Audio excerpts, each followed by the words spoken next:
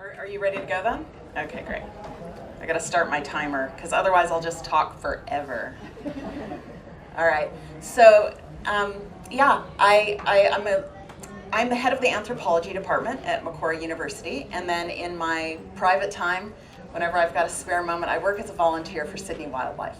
And so we're all volunteers. We're licensed by New South Wales Parks and Wildlife to do rescues and to do rescues for different kinds of animals. Everybody has different things that they specialize in, and I mostly love to do reptiles. So we'll talk a bit about that today. But I'll tell you some stories about some of the other things that I do. Who knows what these, is there anybody here who can name all of these animals? Okay. This one, anybody know? It's a bird, you're right. It's a kind of lorikeet. It's called a musk lorikeet. This one had something stuck in its eye, but after we took it out, it got better and it was able to go away. This, it's a juvenile male bowerbird building a little practice bower in my backyard. I was so excited, yeah. This, anybody know? This is a red-bellied black snake, but you know, it's very pale. You can't see much red because it's getting ready to shed. So its eye is blue because it's going to shed a few days after that. Anybody know what this is? It's a tawny frogmouth. So a lot of people think they're owls, and they look a lot like owls with those big eyes, but they're not. They can't hurt you as badly as owls can. Anybody know what that is? That's my arm. No, it's this is sometimes called a green tree snake or a common tree snake, and that is one of the things that I very commonly am asked to call into rescue out of people's, I don't know, they get in their bathrooms and their hallways, and it's surprising how many snakes get into houses that don't have really obvious entry points. This, of course, is a baby ringtail possum. See that little ringtail? And a baby water dragon, not a water dragon, blue-tongued lizard, and an echidna. Of course, those aren't that common, but we've rescued a few in this area. So I wanted to start by telling a couple of stories, and they're stories about how some of the things that you think that you're seeing aren't. Some of the calls that we get, I should say, for Sydney Wildlife are very surprising, and when you go out to do the rescue, it doesn't turn out to be what you think you're going to rescue. So I got a call once as I was heading into work. I was driving down Balaclava Road, and I got a call from Sydney Wildlife saying there's some people at a construction site really close to where you live, and there is a brown and yellow striped snake that's 6 feet long and rearing up and hissing at them. I got so excited. I was like, oh man, a tiger snake in my area. I love snakes, but tiger snakes are quite unusual in Sydney. I got so excited. I got over there. Guess what it was? It was a blue-tongued lizard. And guess what is not 6 feet long and does not rear up at you? So people see things that look kind of snake-like. This is really common. And they assume that it's a snake, and they extrapolate from what they see. They see this big, robust-looking head, you know, and then they say, well, if the head's that big, then it's probably 6 feet long. I mean, I can't see all of it, you know. And these things, they hiss at you, right? Well, it's rearing up at me and hissing. It was not a snake, so we picked it up, and everybody got to see that it was harmless, and we gave it away. Here's another story. I'm going to tell you a story now about an exciting rescue. If you want to advance to the next slide, there was somebody called to say there's a snake in my shed, and the Sydney Wildlife person who was answering the hotlines, it was at night, called me and said, Lisa, I don't know if you want to go out there. I mean, it's a big trek. You're going to have to go out it's a 30-minute drive, and you'll probably get there, and there won't be a snake, and maybe it'll be a lizard or something. And I said, that's okay. I don't mind. I don't have anything going on. I'll drive out there. So I go out there, and I go into the shed, and I look, and I say, and I'm looking for a snake, and I saw this, and I just thought it was like some dirty rag, like with oil and dirt on it or something. And I was like, I don't see a snake. She's like, it's right there on the shelf. And I saw that, and I said, whoa, that's not a snake. That is a really big goanna. So I caught the goanna, and goannas are some of the scariest things that I catch, I would much rather handle an eastern brown snake, the snake with the second deadliest venom in the world. I'd rather handle that than a goanna, because a goanna has lots of scratchy, sharp bits. So, but anyway, I caught it. I took it home, and then I'm looking at this patterning. As you can see, there's these big bands of coloring. So that's a kind of unusual variation on the species called a Bell's phase lace monitor, and they aren't commonly found west or east of the Great Dividing Range. So you can find these things way out west, but not in the Sydney area. So I talked to somebody from Sydney Wildlife who said, Lisa, that's got to be somebody's pet. And so I went on all of the lost pet pages to see if anybody was saying, you know, I've lost my beautiful Bell's phase lace monitor pet. Nobody was saying that, but I thought, okay, I'm going to post some things online, but I'm not going to post a full picture, because I didn't want somebody to call in and say, oh yeah, that's my pet. Let me describe it for you, because these are actually quite valuable. They sell for hundreds of dollars. So I just posted a picture of its head. It wasn't too clear, and I said, you know, let me know if you've lost your lace monitor. I didn't give all the details. And sure enough, this guy, within a few hours, somebody else in the monitor enthusiasts community has put out the word, and this guy, he didn't even know he'd lost his lizard. He goes out back to his locked enclosure and finds that the lizard is gone. And he reckons that probably somebody was going in to change its water, and the lizard snuck out behind them without even realizing. And the lizard, in its enclosure, it had like this kind of, it had a shelf that it used to always sleep on. So we reckon that it got out of the cage, and then it went wandering, and then it was nighttime, and it was like thinking to itself, where should I sleep? And it saw this shed, and the shed kind of looked like its enclosure, and it said, oh, look, there's a nice shelf to sleep on. And so it just climbed up on the shelf to go to sleep. And anyway, so we were able to reunite the lizard with its happy owner. But it just goes to show that we don't always see what we're thinking we're seeing. Like, somebody else saw this and thought that that was a snake. I saw it and I thought it was a dirty rag, right? There's lots of surprises. A common reason why animals come to care is for concussion. This is a sacred kingfisher. It flew into, it flew into a window at Macquarie Uni. You can't quite see, but it's got like a little kink to its beak where it crashed into a window. And so it was concussed. It stayed in care with us for a few days, and then we were able to release it back into the wild. This is a possum. If you can get the video going, it might be hard to see, but one of the reasons why I was taking this video, and as you'll see the lighting changes in the video, is because this possum was letting me get really close to it. I mean, I'm taking this video with my iPhone, and so I'm right in front of its face, and it's more or less ignoring me to eat banana. I was very excited about the banana. But it was more or less ignoring me, and I thought, I wonder if it's got some vision problems, which can happen when they have a concussion, or it might just be blind, and that happens every once in a while. So you'll see in the video, I keep moving my fingers in front of its face to see if it's reacting to me. Because it can also be hard to assess whether an animal that's a nocturnal animal is blind when you're examining it in light. And it's unusual for it. It doesn't really know what's... But anyway, so I don't know if you can see, one of its pupils is larger than the other, so that's a sign of concussion. So that possum went into care for a little while, and then I think it was eventually released. It was really keen on that banana, as you can see. Just going to town there. All right, next slide.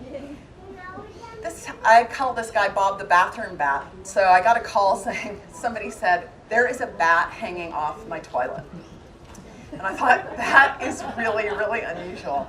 So we go into this house, and by the way, I go into people's houses all the time to do rescues, and sometimes people's houses aren't super tidy because, you know, they're not planning for visitors when they get some animal in their house. And so I never judge, you know. If somebody came into my house unexpectedly when I hadn't had a chance to clean, I wouldn't want them to judge me. So I never judge. But this was seriously the cleanest house I've ever been in and the cleanest bathroom.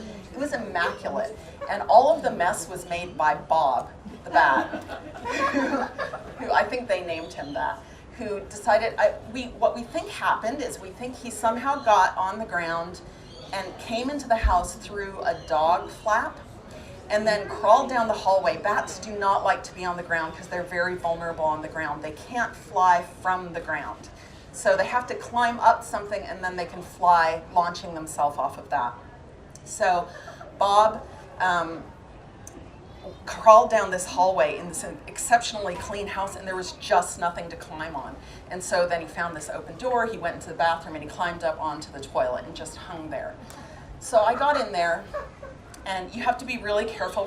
Bob had climbed up onto the toilet to try to get some height and then just stayed there, and I went in to try to catch him. And bats, to me, are really scary to catch. Now, I'm vaccinated, I'm trained, I've done lots and lots of bat rescues, but every time I do it, I get a big adrenaline rush, and because, like, you know, they've got a big reach and they've got lots of scratchy things and sharp teeth and everything. So I go up to Bob to catch him, expecting some sort of battle, and Bob was just like super calm, didn't fight me. You know, I restrained him. You can see I've got my thumb hooked underneath his chin so he can't bite me, but he wasn't even trying to get away. I picked him up, I put him on my shirt so he's hanging and he's comfortable, and I started giving him some juice, apple juice, to rehydrate him. And he didn't even wait until the juice came out. Like, as soon as he saw that syringe, he turned toward it and started lapping at it. And I thought, wow, like, I wonder if Bob has been, you know, caught before. And it turned out that he had a little band on one of his thumbs. And it turned out that he had, in fact, been caught before. And so there's this great scheme called the Australian Bat and Bird Banding Scheme that the government runs, where you can read the data off the little band, and you can write to them and find out information about this bat or bird. If you find a banded bat or bird, you can write and find information. And so what we found out from that is that he had been caught in probably netting. They don't say, they say in some sort of human, what do they say, like a human, found inside a man-made structure. So usually that refers to netting. And he had been in care for a while, and then he was released. And he was released like many dozens of kilometers away, and ended up somehow in somebody's bathroom and to get caught again. And so I think that's why he turned right to the syringe, because he had a lot of experience lapping up the apple juice from a syringe. Anyway, he was successfully rehabilitated and released back into the wild. So maybe somebody else will find him again if you find a bat in your bathroom, you know. Oh, I've got the clicker right. This is a whole family of stowaways. Somebody called and said, I've just, you know, arrived from Goulburn. I was driving down from Goulburn with a bunch of construction materials in my truck, and I pulled the construction materials out, and there's all these lizards. And so I went over and we found 4 Cunningham skinks that had stowed away inside the construction equipment. They were hollow, like metal beams like we see here, and I think they were probably in the sun, and the lizards just thought that that was a wonderful place to hide and get warm, and they ended up going all the way over to Sydney, and so we caught them all. You can see they're very sociable lizards. I mean, I didn't arrange them this way, they just cuddle up next to each other. It's very sweet. Local vets, as I was mentioning before, local vets are amazing what they do for, you know, for the community and for wildlife.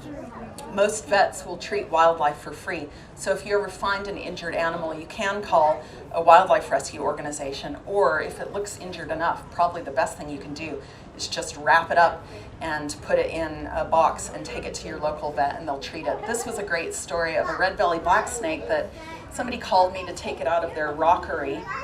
But when it came out, I noticed that there was this funny bulge here in the body where the scales had been rubbed away, and I felt it, and it felt really hard, so I thought, there's something wrong there. So we went over to the vet, and I asked the local vet, West Ride Vet, I really love those people, to x-ray it, and we found that there was something in it.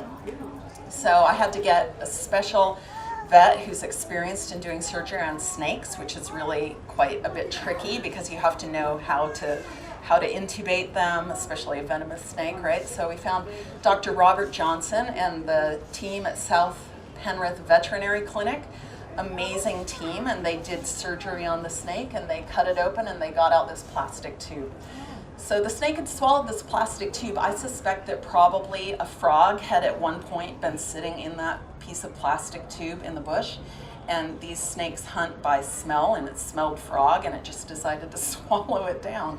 So we got it out, he stitched it up. That's it when it's recovering, and I just recently released that back into the wild in Epping after, I don't know, 4 or 5 months in care. Baby bats. This is another one of the things that I love to rescue. They're adorable, but it's really important to know that if you touch them and you're not vaccinated, if you don't have the rabies vaccine, it's a death sentence for the bat. Not for you, it's potentially dangerous for you, but a person who touches a bat and gets scratched by a bat, you can go get the rabies vaccine. But if a person who's not vaccinated gets scratched by a bat, then government policy is to euthanize that bat and test it for Lissa virus, which is related to rabies. So it's really important that if you find an injured bat, all the other animals, if you want, you can try to scoop them up and put them in a box and bring them to the vet. But don't do that for a bat, because if you get even slightly scratched, then they're going to euthanize that bat no matter what, which is really sad. So this is a little baby bat that came into care, Hugh. He was found just hanging on somebody's gate, their metal gate, for a couple of days, and she thought, oh, you know, she heard that baby bat out there, but she thought, oh, its mother's gonna come get it. 2 days later, mother still hadn't come to get it, and it had been really hot, and so it was super dehydrated. We took him into care. His name was Hugh. It's a boy. You can see the little bat penis there, and isn't he sweet with his little dummy in his mouth? Anyway, we raised him up to be a big adult bat, and he was released back into the wild as well. So maybe one day he'll be like Bob, hanging off a toilet somewhere. One of the main things that we worry about, one of the things that causes the most grief to wildlife that we are often rescuing them from, is netting. So it's really important to think carefully about the kind of netting you use to protect your trees. What I tell people is that the rule of thumb for choosing a netting is really a rule of pinky. You want to pick netting that has holes small enough that you can't stick your pinky through, and that won't usually harm wildlife. But all kinds of animals get caught in netting. This is a snake this is a bat that got caught in netting, and you can see it's rubbed off its skin here. And so it takes them a long time to be rehabilitated, and many die caught in netting. This is a snake that was caught in netting, and then when it shed, a lot of its skin ripped off, and so it had to stay in care for an extended period of time. This is a sweet little eastern brown snake that I rescued out of netting. You can see how badly that was constricting it. So think carefully about the netting you use. You can use netting to protect your fruit trees if you want. Just use the right kind of netting so you don't get animals caught in it. Cats also. Cats really kill a lot of wildlife. And they don't always kill them directly. They don't completely, kill the animal on sight. Sometimes what they'll do is they'll just bite it and then leave it alone, or they'll bite it and they'll bring it to you and it's still alive. What's really important to remember is if that happens, you need to get it to a vet, because cats, those puncture wounds introduce bacteria that our wildlife are not geared to, they're not evolved to be able to deal with it. And so and then the puncture wounds are small and they seal over, holding in the bacteria, and often days later they'll die a slow, awful death. So it's really important, if you have a cat, try to keep it indoors. You can build a catio for them so they can enjoy the outdoors, but without interacting with local wildlife. And if you do find an animal that's been attacked by a cat, don't just look at it and say, oh, it looks all right, I'll just let it go back out into the wild, because that's often a death sentence for the animal. So take it to a local wildlife rescuer so that it can be treated.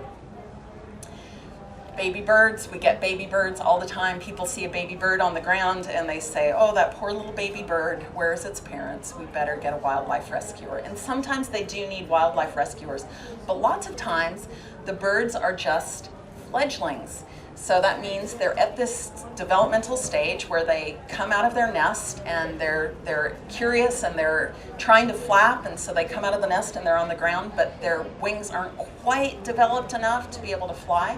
So typically they spend a couple of weeks on the ground, hopping around, hiding in bushes, trying to fly, practicing, climbing up onto a bush and then flying down a little bit.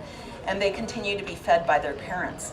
So it's really important to consider whether what you're seeing on the ground is a fledgling, and that's normal for it to be on the ground. And we don't want to take it in care, because then the baby's parents are better at feeding it than we are. We can do it, but better if its parents can. So if you find a baby bird on the ground, you can call us. You can call the Sydney Wildlife Hotline and get information about whether that's a bird that needs to come into care or just popped into a bush. And so your local rescue organizations in Sydney are Sydney Wildlife and Wires. Sydney Wildlife just operates in metropolitan Sydney, and Wires operates in a much wider range. Sydney Wildlife has a 24-hour hotline, but we both do the same kinds of rescues. We're both licensed in the same way, and we often refer cases to each other. So if you call Wires for snake rescue, for example, I think Wires doesn't have quite as many snake rescuers as we do, so we often get referred their calls, and vice versa. So here's your tips. Don't touch bats. Remember, it's a death sentence for the bat. Choose your netting carefully. Get advice before you rescue a baby bird. And by the way, and I have to say this because I love snakes, right? So I love to get called in to relocate snakes. Really happy to do that, and we'll do it for free. But the worst thing is if you see a snake in your yard, run inside, panic, eventually call us. A half hour later, one of the rescuers shows up and you say, I saw it in my yard an hour ago, and then it's not there. So if you want us to remove a snake, keep an eye on it until we get there. Don't come close, but people tell stories about snakes chasing you. They don't chase you. If you just stand there, it's going to leave you alone. Don't get too close or it'll run away and then you'll never see it again. Or maybe that's what you want. But if you want us to come and relocate it for you, keep an eye on it till we get there. And finally, you might want to consider joining a local rescue organization. Sydney Wildlife does trainings about 4 times a year, and you guys could become volunteer wildlife rescuers too, just like me. Thanks.